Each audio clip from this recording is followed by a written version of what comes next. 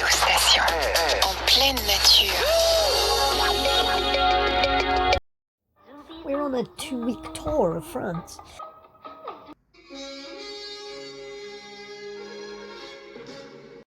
This is as the end goal of a game of catching up with Lewis Hamilton.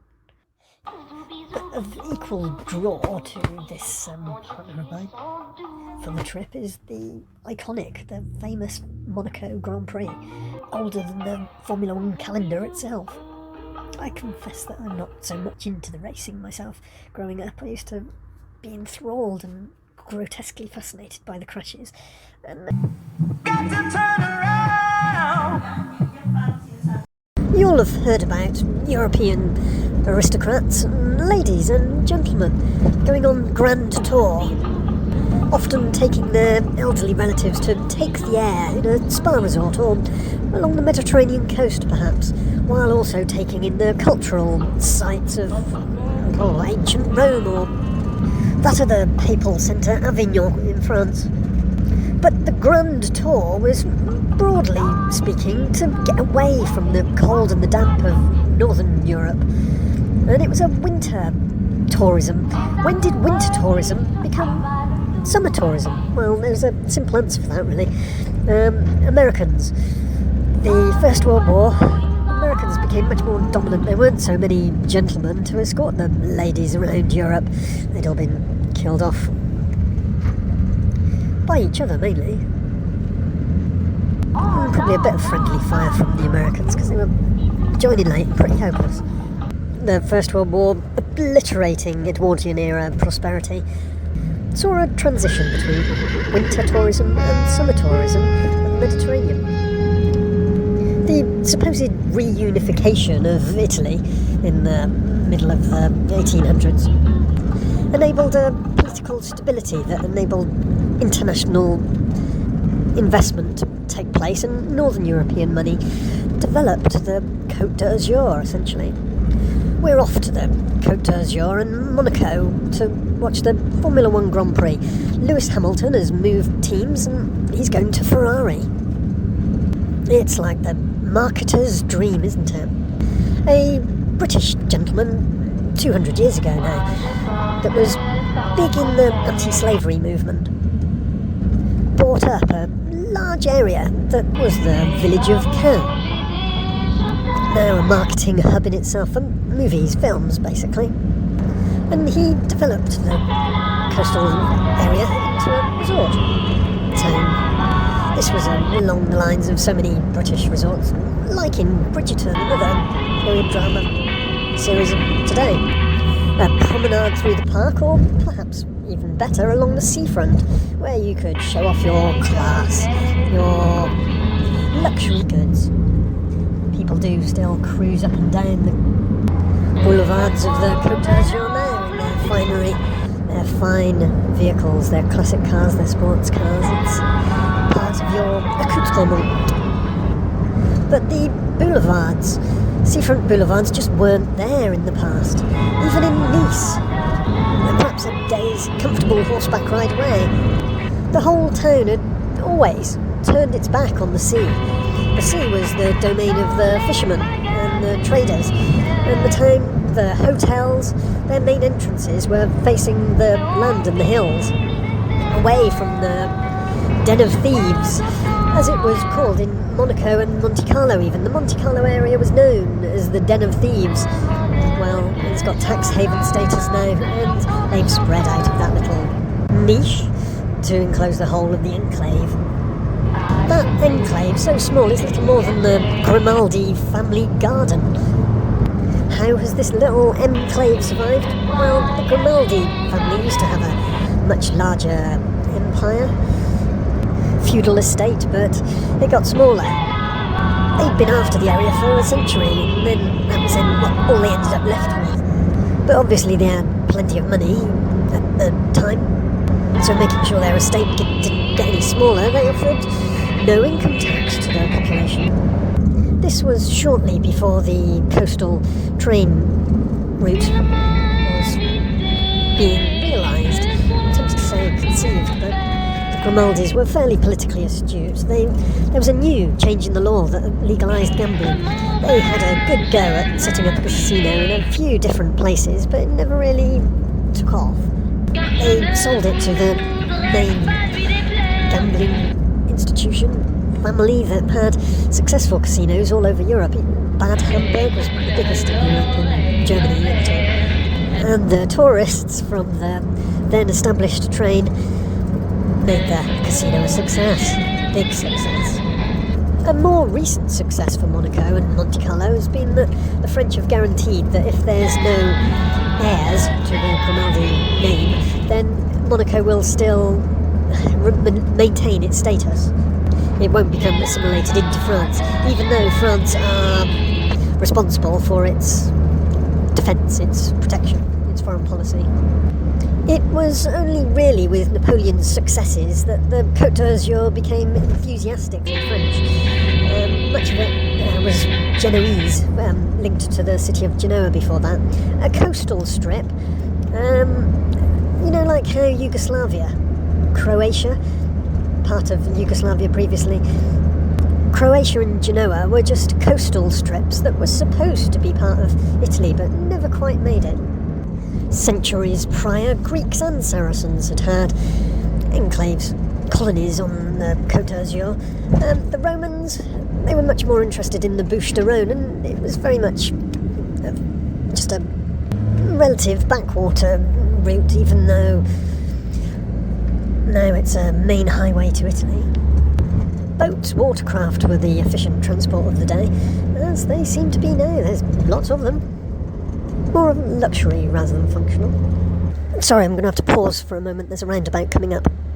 Where was I? Jumping around a bit, but around the time of the French Revolution, the English were interfering with French politics, and some of the feudal lords of the area were being a bit opportunist or traitorous and siding with the English and the royalists. And it was all a bit vague and tenuous down there. And similar when Napoleon had his 1815 Waterloo defeat and got sent off to a little island prison. He made his return and was no means confident of how he'd be received on the coastal towns. He made his way inland and got some of his forces together. He took the little lanes. He was almost like his own band of rebels in the hills. Lyon was quite royalist as well, so he went to Grenoble. And then his triumphant return to Paris. This route Napoleon is reasonably well signposted, and you can take it on your return, but it takes half a lifetime. I'd started it and then gave up. Went back to the Rhône motorway route, which is nowhere near so scenic. It's the trades in some of the treaties and the medieval era trades that are quite bizarre, I think. You wouldn't now swap Sicily for Sardinia if you didn't have to. Sardinia, the big protector of the Côte d'Azur, really, for that period. We're on the hunt for Lewis Hamilton in his red livery. Just why has he made that move? It's not like he needs the freebies from Ferrari. While there's no longer a Provence Grand Prix, horsepower of a... I'm stumbling over my words because it sounds a bit absurd. How much horsepower does fusion, nuclear, electric produce, I wonder? Several Grand Prix worth in one microsecond. Might we have a hydrogen-powered Formula One soon? Formula H? BMW have solved the problems of hydrogen engines, I understand. Looking forward to that. Ditch the electric. La radio-station, il est 11 heures.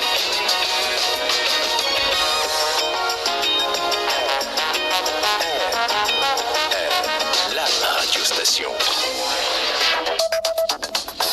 L'info en 2 minutes. Bonjour à tous, journée de mobilisation. I know lots of places lay out a claim for being the original centre of motor racing, but Nice in Provence has a good, strong claim. Old Trafford in Manchester, I hear you cry. What's he talking about? I can also hear you exclaim. The first steam-powered road vehicle drag race of 8 miles was in Old Trafford in Manchester. Le Grand Prix Automobile de Nice, along the Niçois seafront, the Promenade d'Anglais, the Jardin Albert, and that infamous hairpin at Hotel Negresco, and back again, along the Promenade d'Anglais. This was the Formula Libre. It was always Italians that won. If it wasn't Italian drivers and sports cars, it was Bugatti, Maserati, Mercedes and Alfa Romeo were also entering. 3,200 odd kilometres, 100 laps. 1932 to 47. In 1902, the Promenade d'Anglais had featured an Easter egg going 120 kilometres an hour, 75 miles an hour, which to an American, I know, that sounds mental. The Easter egg was a steam-powered drag race type car.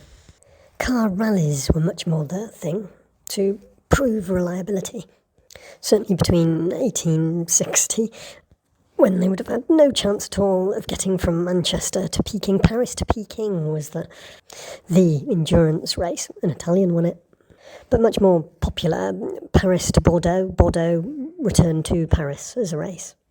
A disaster, Angoulême, but a bit of a dampeners on things.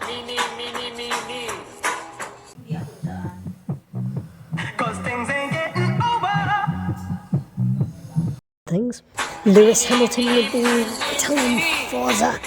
Ferrari will undoubtedly be wanting to repeat his unpenetrable performance and dominance. He's a stronghold that has been breached this last year.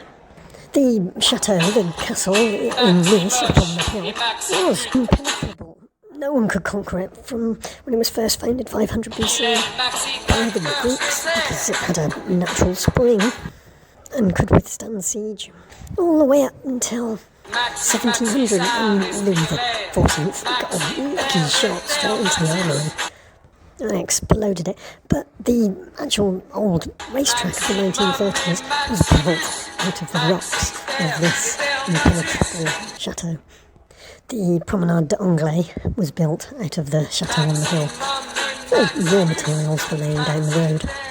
But the spirit that Lewis defends his title is perhaps just as strong in Nice, certainly in Catherine Segerin's era, when she was just a washerwoman, now the hero of the town, when the barbarians, shall we call them, were trying to attack. So many men had died on the battlements that she decided to get up there and join them. She was battering back the people climbing up the ladders with her washerwoman club thing that she bashed the washing with to get the water and the soap and the dirt out. One of these guys climbing up the ladder had the flag of the invading army in his hand. She grabbed it off him, lifted her skirts up, showed her bare ass, and wiped her bare ass with the flag.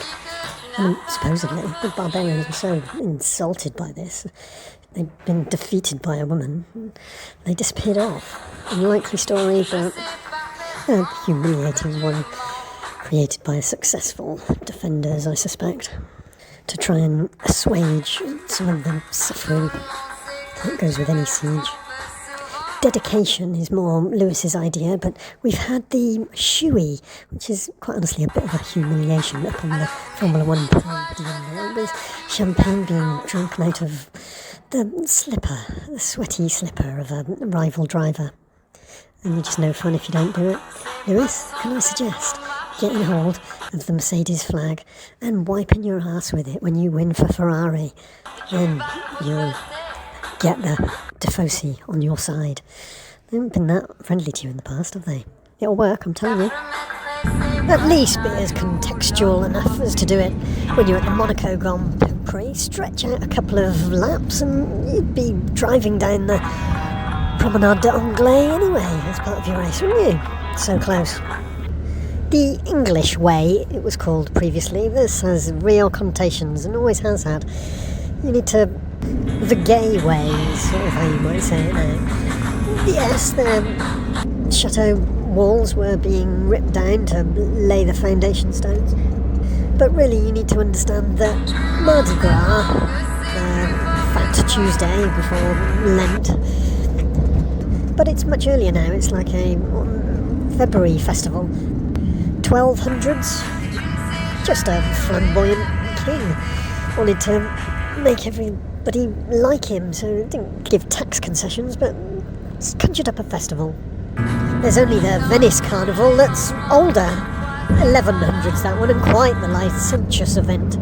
Initially, people dressing up on the narrow streets of Nice in a masquerade ball, really. Gone wild. But now it's papier-mâché floats of themes each year. Much like New Orleans or something, with all the floats, the lorries, and drinking and other bizarre activities. Yes, music and dancing. But sadly this year we're missing that. It's also on the Boulevard d'Anglais.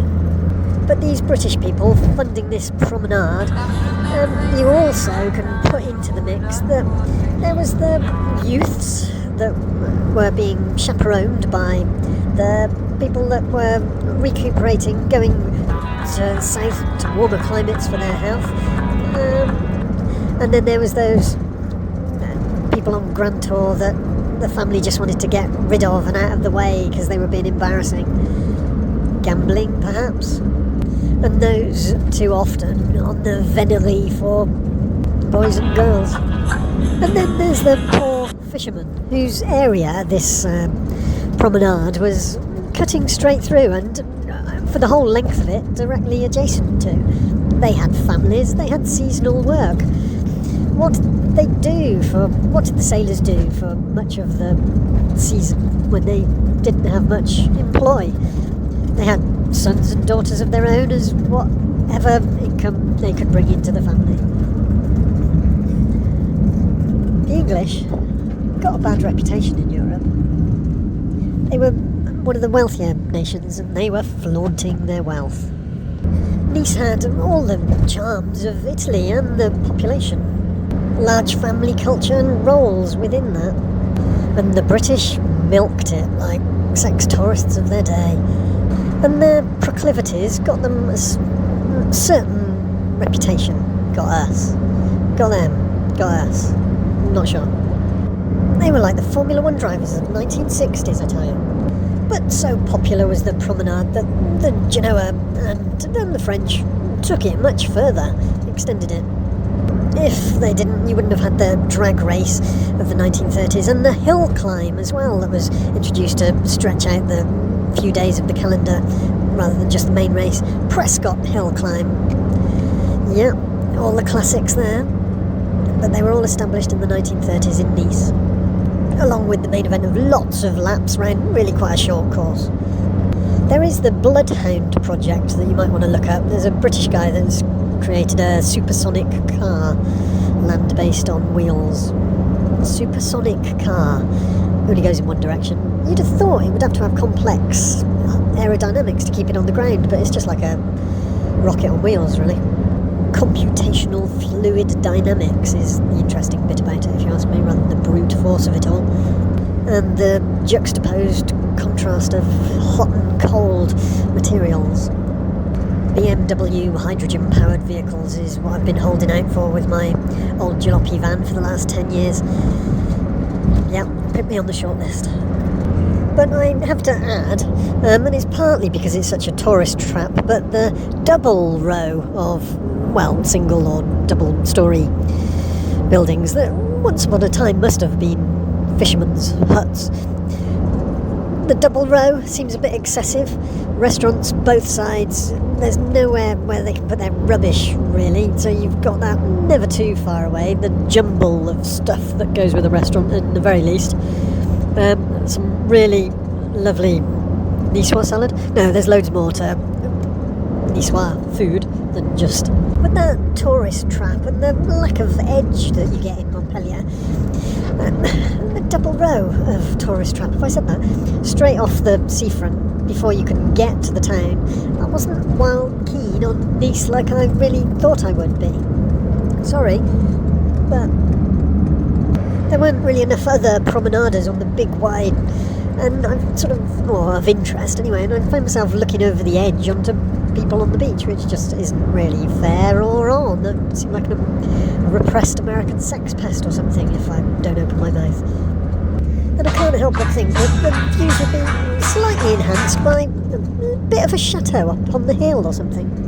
And some punctuation along the promenade, and improve the flow into the centre, please. For the food, ratatouille. Some of you might want to try a crispy chickpea pancake called a sucre. Saladière, caramelised onion tart with olives. Looks a bit like pizza to me. Garum, salted fish paste, fermented fish paste, and anchovies. The dough is thicker than pizza. The famous salad has got tomatoes and eggs and tuna. And olives and steamed young green beans. You might get some baby potatoes and of course the lettuce. But it succeeds or fails on the vinaigrette. Petit farci is a provincial stuffed vegetable. Stuffed with any type of meat or fish. Warm or cold. If you're looking for a hearty beef stew, daube niçoise, marinated in red wine, porcini mushrooms and a bit of brandy. You might be unlucky enough to get it with polenta, tagliatelle and gnocchi. Must have, if you ask me, I get it every time, courgette flowers, battered courgette flowers. Baguette de fleur de courgette. Don't get thrown, because we're so close to Italy, some places call them zucchini. Chard is a bit like spinach, and if you wrap it in pastry, it's lovely. Torte or boulette. Crisp eggs, cheese and rice. Apples, grapes, pears, pine nuts with the spinach. Ganses are the sweet staple of Carnival. They're a deep-fried thing with a bit of orange blossom water in there. If there's ever a Nice Grand Prix, it's going to be champagne, though. It's not going to be orange blossom water. They're spraying around at the end in celebration. Street circuits are always the best. They've got more soul. But you can never say never. There's the Provence Grand Prix. Seems daft having it so close to Monaco, but it's the climate. And Nice Grand Prix, is that any more unlikely than Lewis moving to Ferrari? He's always got the right political answers, hasn't he? It's the prancing horse at the prancing horse. What's wrong with you? Listen to what I say. It remains to be seen whether Lewis Hamilton will be praying to that Greek goddess Nice, who she's named after. Nike, really, Nike. Greek goddess Nike. The goddess of victory. Next time he's anywhere near the Bay of Angels, a 3rd century miracle. There's lots of little bays like Villefranche just next to it. And Cagnes sur Mer, driving the coast road, when the tide's out a little bit, you'll see so many little beaches. And if it's early in the morning, a fair number of yoga proponents wearing le minimal out on the sand. A French phrase, le minimal, for, well, very little. Less than nothing. Sort of on the side of a major trunk road, in a way. But Nice's Bay of Angels, a young Christian, was arrested for her faith across the Mediterranean in Palestine. Her torturers tried their worst, but nothing could convince her to renounce her faith, and so she was finally beheaded. As the custom after such an execution, her body was put out on sea on a raft to be desecrated by seabirds. But the angels took over and guided the raft along the Mediterranean to the Bay of Nice, where her body arrived pristine and untouched and was declared a miracle.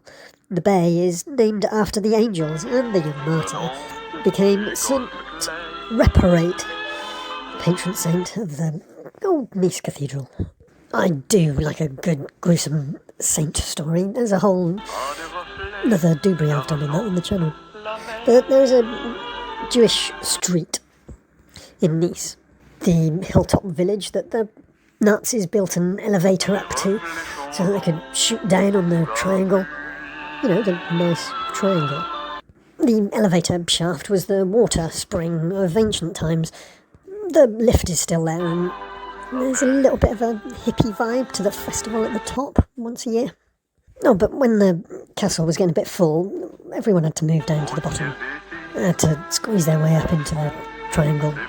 So the Jewish community were in one gated street that they were locked into at night. The non-Jewish townspeople didn't think much of this idea, having lived harmoniously with their Jewish neighbours up to that point. So they all worked together to tunnel a network of passageways under the buildings with secret doors back out to the village. 200 years later, an Italian gave the Jewish people equal rights by legislation. And another 200 years after that, in Palestine, Jewish people, well, ultra-Zionists, are blowing up tunnels that Palestinians have had to dig so that they can get water and get about without molestation. After broken political promises and eventually only one Palestinian judge in the whole of the occupied territory's legal system. Sorry, the Israeli legal system. That's why you can't have a one-state solution.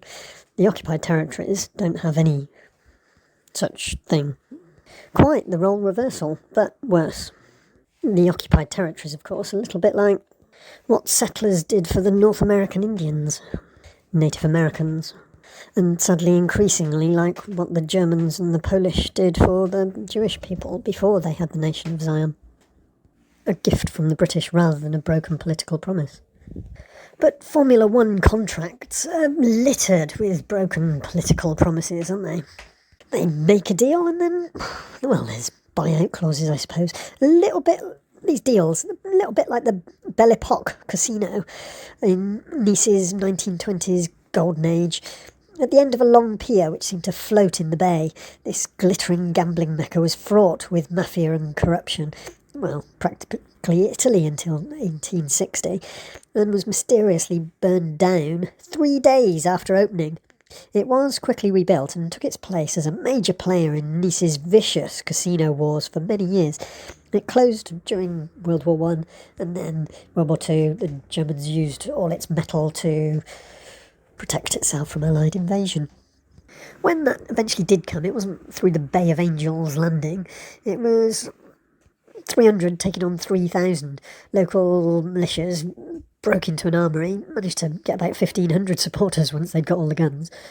There was about the same number of prisoners, injured and dead on both sides. The prisoners clearing mines that they'd put down, almost as many killed during that. But the French chased off the Germans towards Italy, and then the Americans came in, swaggering, "We've liberated you."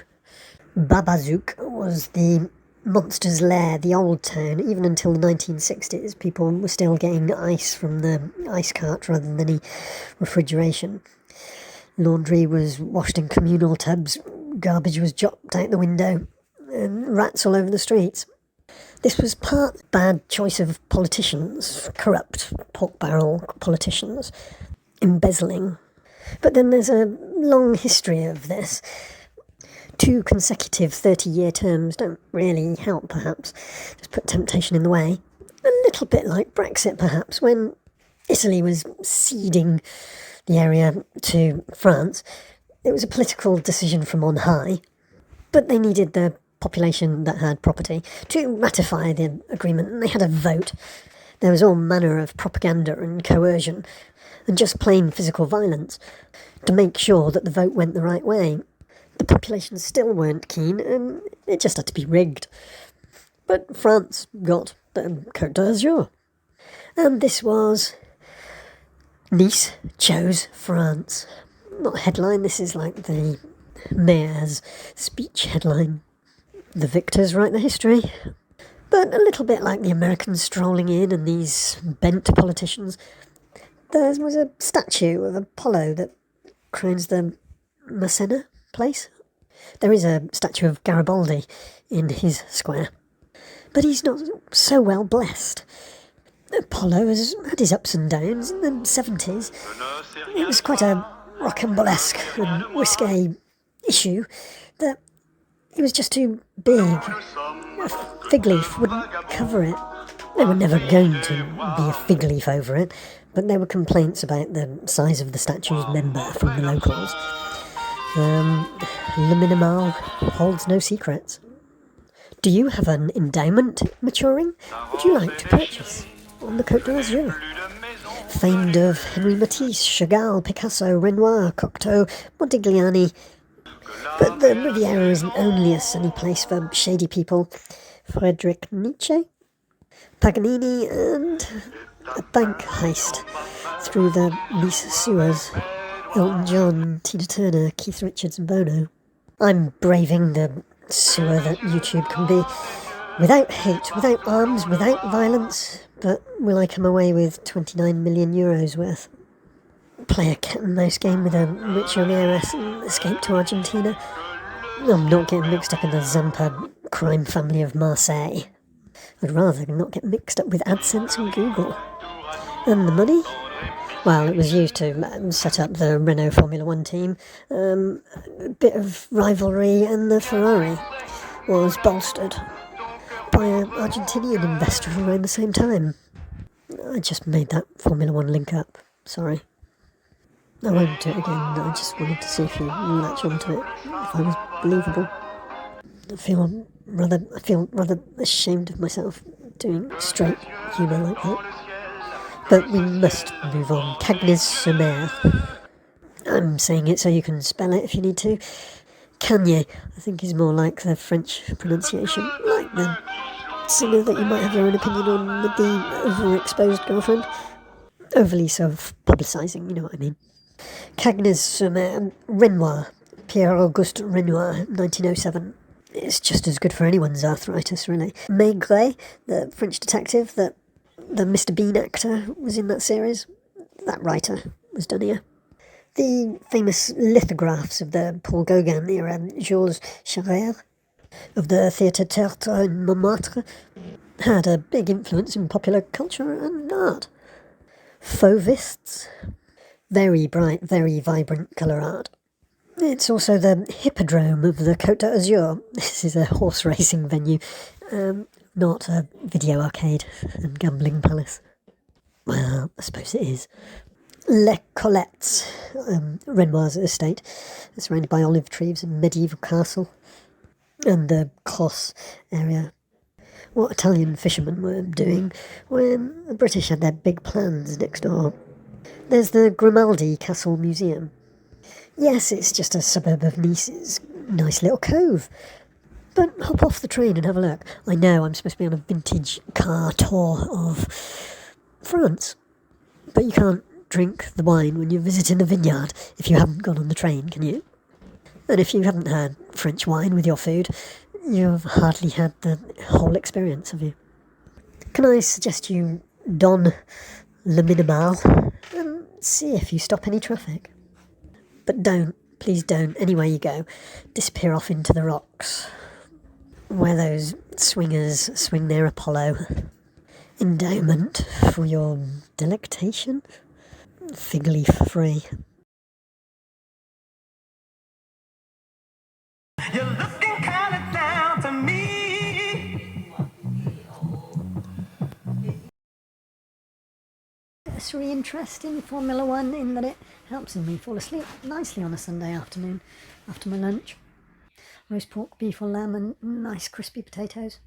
But for my partner, this is a pilgrimage to Monaco Grand Prix and Lewis Hamilton win. It will be a Lewis Hamilton win. Everything is set and everyone will be going home happy. Villefranche-sur-Mer, a couple of train stations down from the actual municipality itself, with its... You could walk from side to side of the municipality on the deck to deck of the multi-million pound yachts, I think. The harbour is packed so dense. I've been here before though, it's certainly not like this all year round. It is for the festivals, shall we call them, of which there are a few. But considering all the semi-skyscraper-like buildings, it's not that highly occupied. The little bijou chez moi flats, apartments, condos, are only occupied theoretically for the number of days a year it takes to qualify for the tax status. And then they venture out into the greater hinterland that is France. Provence, formerly part of Turin, Of course you can fly here, and there's absolutely no reason why you wouldn't, other than this is a pilgrimage.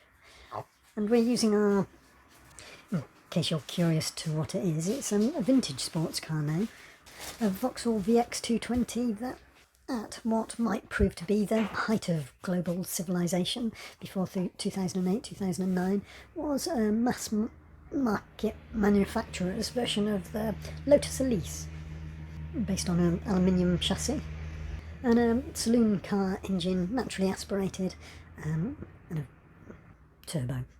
It's got a zip to it at that golden sweet spot on the rev counter, a real very reminiscent of the Formula 1 car. Idling, it sounds a bit more like a diesel, but then so do Formula 1 cars. This is how we got here, 1,000 miles through France over several days in the vintage sports car. Different people's reactions in different times to the car, it's quite curious. Le Mans 24-hour race is in the same 2-week period that Monaco is, and there's a lot of vintage cars that come over from Britain, a lot of them on the backs of trailers, towed and then just driven about locally, but many a ferry over a week-long period ends up as a vintage sports car rally. And for very little outlay, I sort of became part of that exclusive club for a short time. It's a funny feeling, being given the time of day and engaged with by people that wouldn't really, gives you a second look. A bit like what would usually be a client and a bed and breakfast host relationship becomes something close to equals with this common interest, even if there's £100,000 difference between the two vehicles. The views of Monaco and Monte Carlo are very closely guarded. New development, from the experience of trying to get work on proposed new projects that often get no further than feasibility. Understandably, dozens of millionaires in their semi-high-rise do go to counter-studies against a planning permission in order to maintain their sea view. I mean, you're going to, aren't you? Everyone values a sea view, an occluded sea view. And architecturally, in space making, the actual cove of Monaco, well, the medieval roads layout does help hugely, but it's got the opportunity of enclosing spaces within, suggesting spaces within the tower block, and creating interest on the vista that you get from cliff top, lower down perceptions, and from the sea, from the yacht. It needs to be beautiful, not just a property development dream. And there are other tax havens in the world. They need to keep it real. But I do think there could have been more architectural decoration and quality in the 1960s and 70s, perhaps the heyday. But at street level, there are plenty of cute little details and sweet, intriguing vistas that make you want to explore further. And there is an intimacy. You're not blasted by funnelled winds. But what route and detours did we take on our north-south pilgrimage? Pretty much from Goodwood Festival of Speed to Fête de Vite. Got to turn around.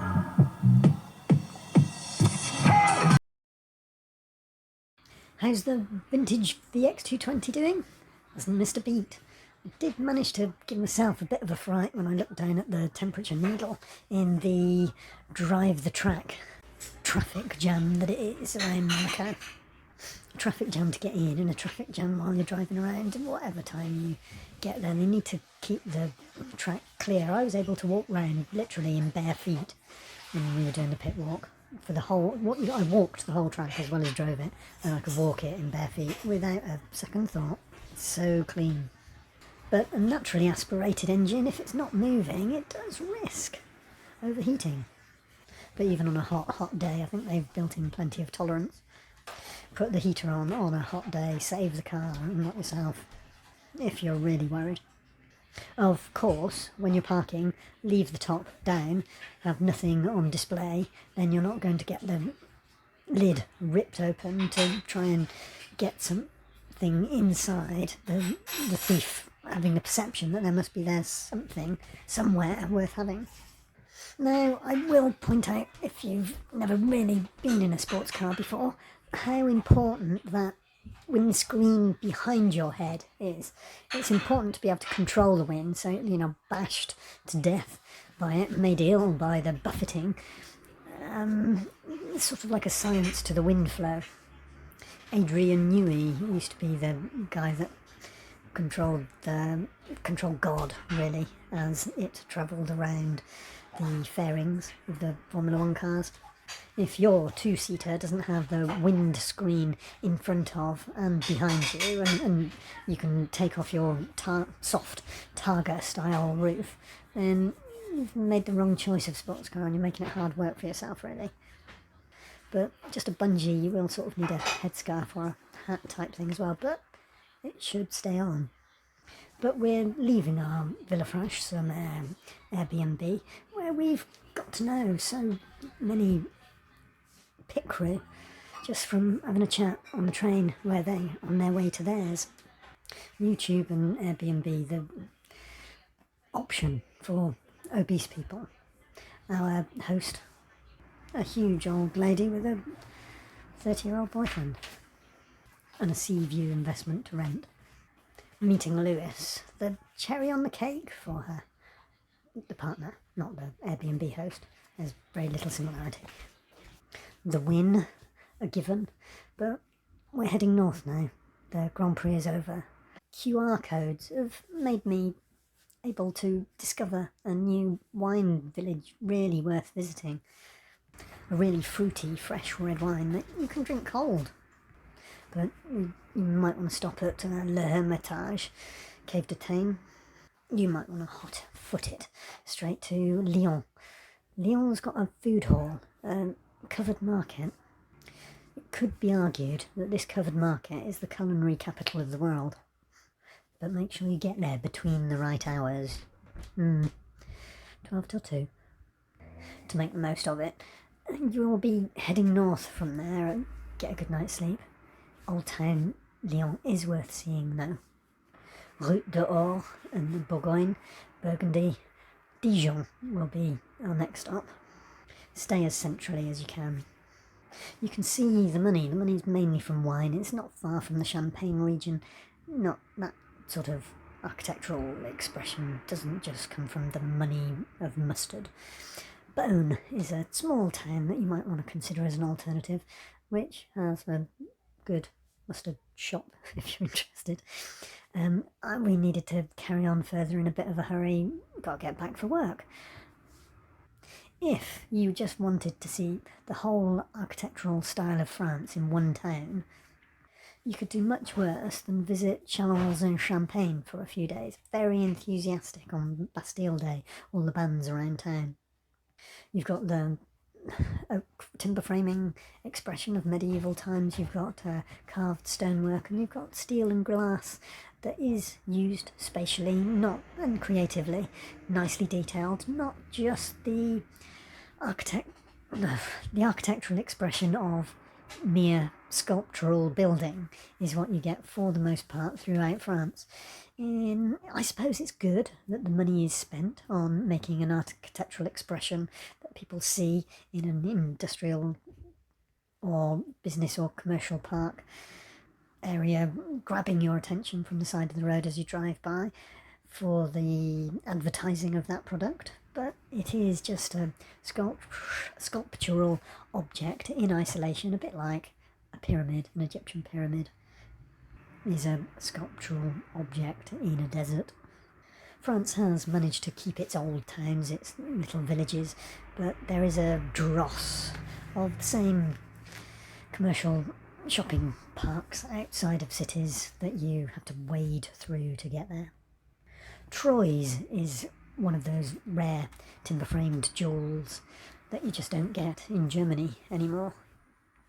Troyes is towards the north of France, and it's not Bruges, nothing like as cute, but it has a lot going for it, and it's worth a comfortable night's sleep and a good meal. It's so hard to judge the timings of your ferry booking, even from as far north as Troyes. Could be a few hours blast to the North French coast. So if you've done Bruges on the way out, or recently, I recommend Ghent as a stop just an hour away from Calais or Dunkirk. Yes, I know it's Belgium, but at least they don't speak Dutch. Max Verstappen's Orange Army just got too close to comfort this year, challenging Lewis for pole. I haven't been shy of accelerating and repping through the engine whenever there's a good straight run out of a curve, so the cheaper petrol in Belgium is always welcome. There's increasingly a lot of Tankstellen-like places that you only rarely got that are just card-in self-service places. Go for them. I know, you want to tip the guy that comes out and sticks his nozzle in your fuel hole, but that level of service went out with Brigitte Bardot, I think. Where to stop? Where to detour to get a flavour of the Alps? Well, obviously Chamonix is quite accessible. Whether that's a real alpine experience with global warming these days, you may need to take a drive up the Tarentaise Valley, perhaps Courchevel, Meribel, Val Thorens, but Bourg Saint-Maurice is worth that little bit further. It's summer, don't worry too much about Val d'Isère. Glacier skiing isn't for the faint-hearted. Yes, you can most definitely fall in love with France on a 2-week holiday, but don't spend all your time in Paris. Give that a whole week for itself. I wouldn't say by any means that I discovered the chateaux of the Loire Valley. I think Paris and the Loire Valley, that's going to be another 2-week holiday. Get to know it better. The vintage VX220's got a fair size boot, 2 holdalls, 2 other bags, and my bottle souvenirs, red wine, to get to know France better. Back to the grind. Got to turn around.